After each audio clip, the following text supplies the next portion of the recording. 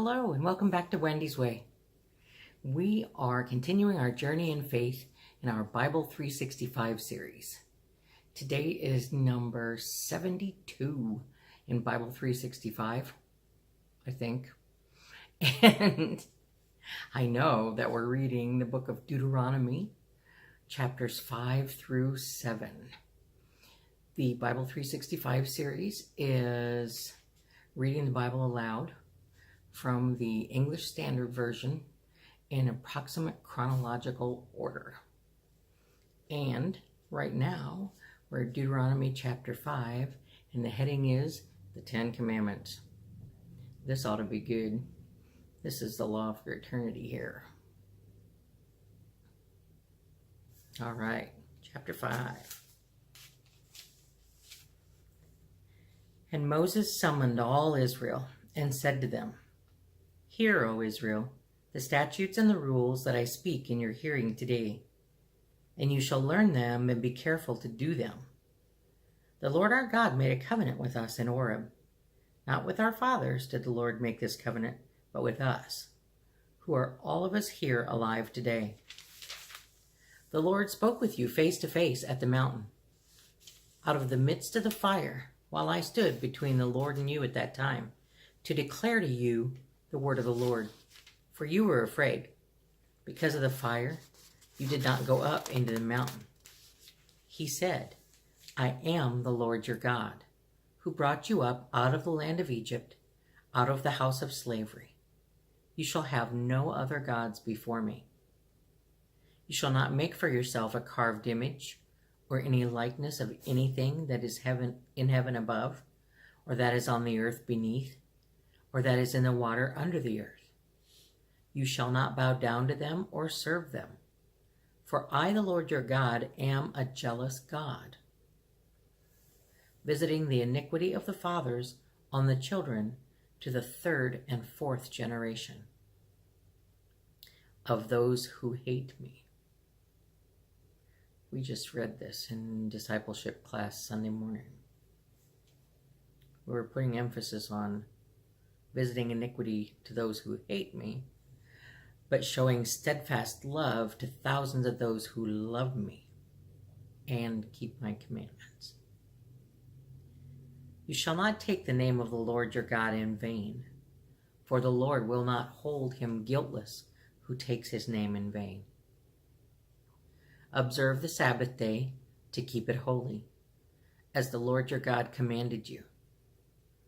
6 days you shall labor and do all your work, but the seventh day is a Sabbath to the Lord your God.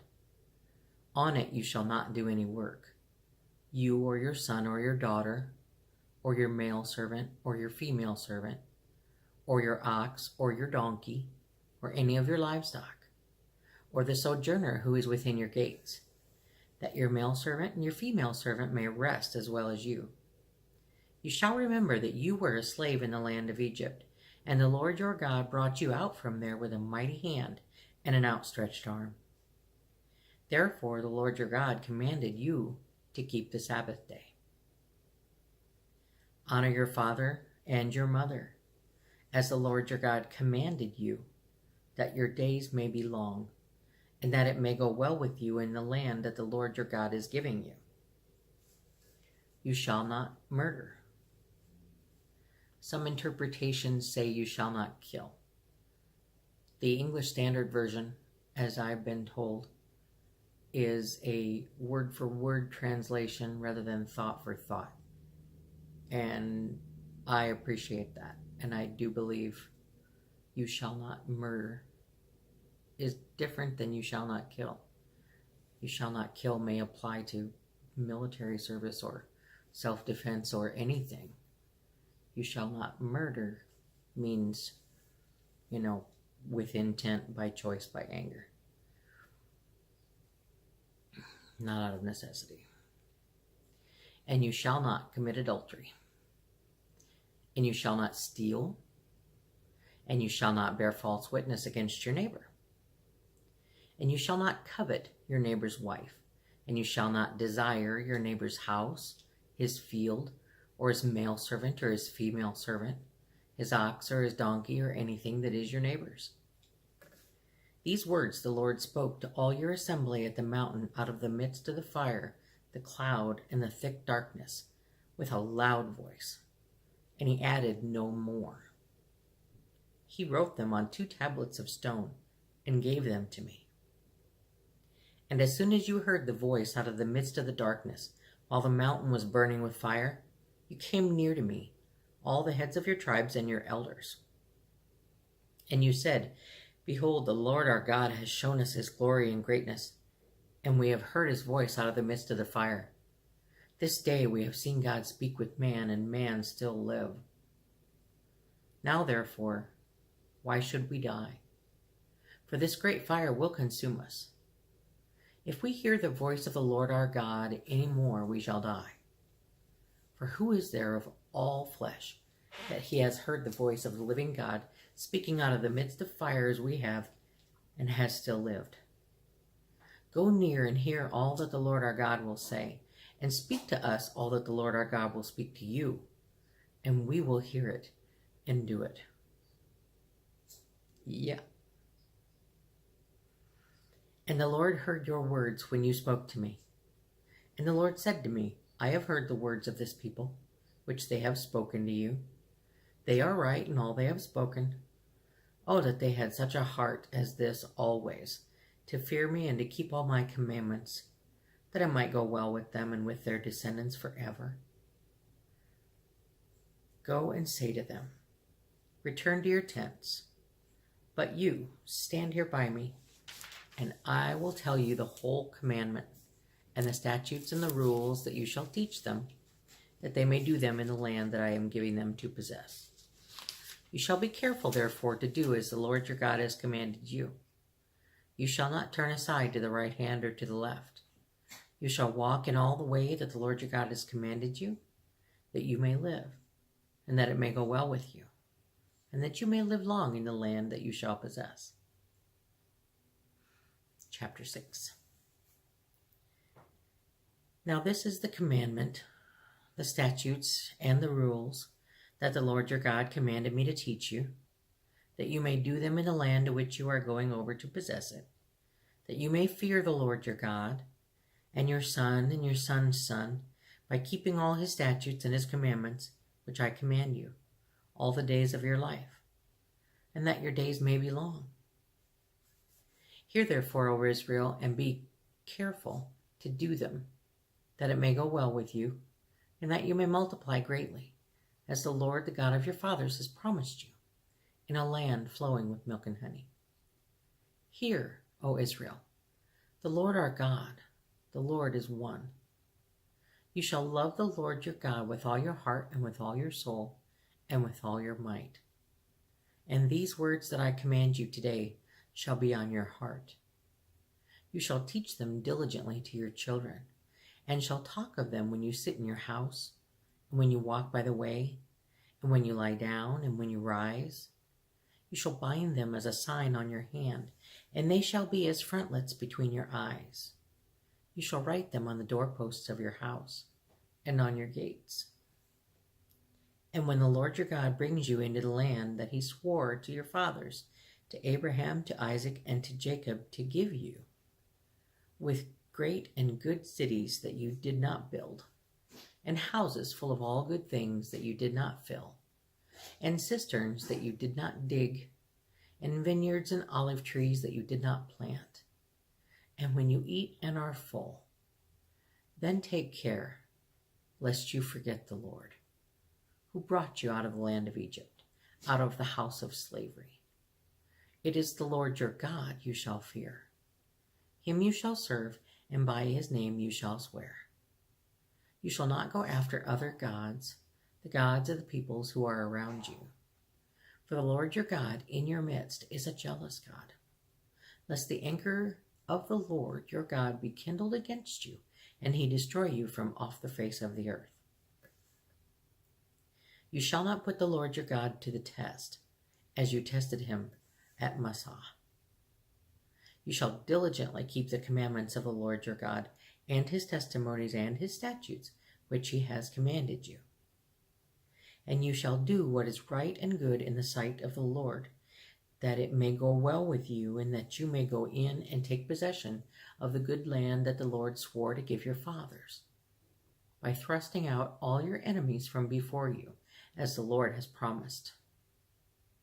When your son asks you in time to come, what is the meaning of the testimonies and the statutes and the rules that the Lord our God has commanded you? Then you shall say to your son, we were Pharaoh's slaves in Egypt, and the Lord brought us out of Egypt with a mighty hand, and the Lord showed signs and wonders, great and grievous, against Egypt and against Pharaoh and all his household before our eyes. And he brought us out from there that he might bring us in and give us the land that he swore to give to our fathers. And the Lord commanded us to do all these statutes, to fear the Lord our God, for our good always, that he might preserve us alive as we are this day. And it will be righteous for us if we are careful to do all this commandment before the Lord our God as he has commanded us. Chapter 7. When the Lord your God brings you into the land that you are entering to take possession of it, and clears away many nations before you, the Hittites, the Girgashites, the Amorites, the Canaanites, the Perizzites, the Hivites, and the Jebusites, 7 nations more numerous and mightier than you. And when the Lord your God gives them over to you, and you defeat them, then you must devote them to complete destruction. You shall make no covenant with them, and show no mercy to them. You shall not intermarry with them, giving your daughters to their sons, or taking their daughters for your sons. For they would turn away your sons from following me to serve other gods. That's exactly what we talked about in previous chapters. It wasn't racism or anything like that when the Lord said, don't intermingle.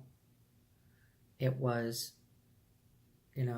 don't mingle with those who don't follow me, because they will draw you away from me. Then the anger of the Lord would be kindled against you, and he would destroy you quickly. But thus shall you deal with them. You shall break down their altars, and dash in pieces their pillars, and chop down their asherim, and burn their carved images with fire. For you are a people holy to the Lord your God. The Lord your God has chosen you to be a people for his treasured possession out of all the peoples who are on the face of the earth. It was not because you were more in number than any other people that the Lord set his love on you and chose you, for you were the fewest of all peoples. But it is because the Lord loves you and is keeping the oath that he swore to your fathers, that the Lord has brought you out with a mighty hand and redeemed you from the house of slavery, from the hand of Pharaoh, king of Egypt. Excuse me. Know therefore that the Lord your God is God, the faithful God who keeps covenant and steadfast love with those who love him and keep his commandments to 1,000 generations, and repays to their face those who hate him by destroying them. He will not be slack with one who hates him. He will repay him to his face. You shall therefore be careful to do the commandment and the statutes and the rules that I command you today. And because you listen to these rules and keep and do them, the Lord your God will keep with you the covenant and the steadfast love that he swore to your fathers. He will love you, bless you, and multiply you. He will also bless the fruit of your womb and the fruit of your ground, your grain and your wine and your oil, the increase of your herds and the young of your flock, in the land that he swore to your fathers to give you. You shall be blessed above all peoples. There shall not be male or female barren among you or among your livestock. And the Lord will take away from you all sickness, and none of the evil diseases of Egypt which you knew will he inflict on you. But he will lay them on all who hate you. And you shall consume all the peoples that the Lord your God will give over to you.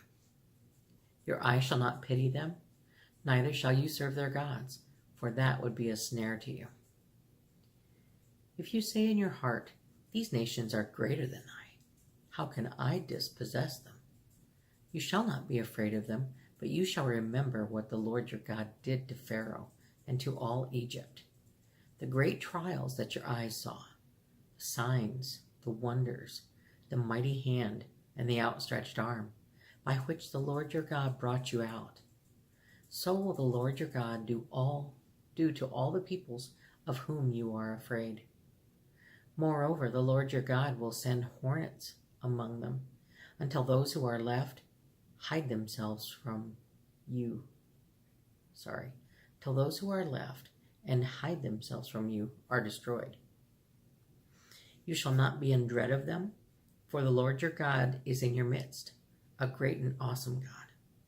The Lord your God will clear away these nations before you little by little.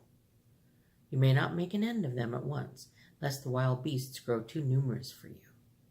But the Lord your God will give them over to you and throw them into great confusion until they are destroyed. And he will give their kings into your hand, and you shall make their name perish from under heaven. No one shall be able to stand against you until you have destroyed them. The carved images of their gods you shall burn with fire. You shall not covet the silver or the gold that is on them, or take it for yourselves, lest you be ensnared by it. For it is an abomination to the Lord your God. And you shall not bring an abominable thing into your house and become devoted to destruction like it. You shall utterly detest and abhor it, for it is devoted to destruction. That is our reading for today in our Bible 365 series. Basically, Moses is reminding them and laying down the law, reminding them of everything that God passed on in the wilderness, setting them up to succeed when they cross over and take the land. I thank you for joining me again today. I pray that the good Lord who blesses me each and every day of my life will bless you as well, today and always. Amen.